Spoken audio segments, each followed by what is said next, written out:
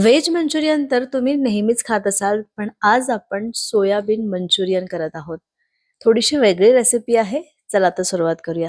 त्यासाठी soya chunks भिजत घातले गरम पाण्यामध्ये आणि भिजून झाल्यानंतर त्यातलं सगळं पाणी काढून हे मिक्सरमध्ये बारीक करून घ्यायचं आहे. जितकं शक्य असेल तितकं बारीक करायचं. त्यानंतर यामध्ये थोड्याशा भाज्या घालायच्या, ज्यामध्ये मी गाजर, शिमला मिरची आणि कोबी घेतलेला आहे.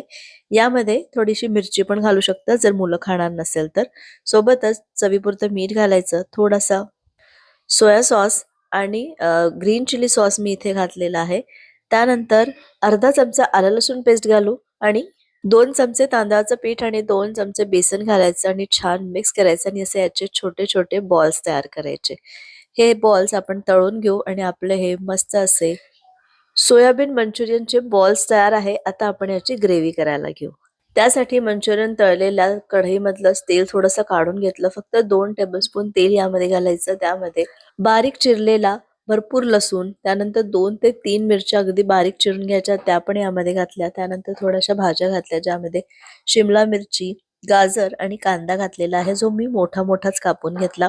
त्यानंतर सगळे सॉस घालायचे, soya sauce, chilli sauce, Schezwan sauce यामध्ये घालायचं आणि थोडंसं पाणी घालून 2 चमचे कॉर्नफ्लोअर पाण्यामध्ये मिक्स करून ती स्लरी यामध्ये घालायची, पाणी घालायचं, उकळून घ्यायचं आणि आपले सोयाबीन मंचुरियन तयार आहे. एन्जॉय करा. बाय.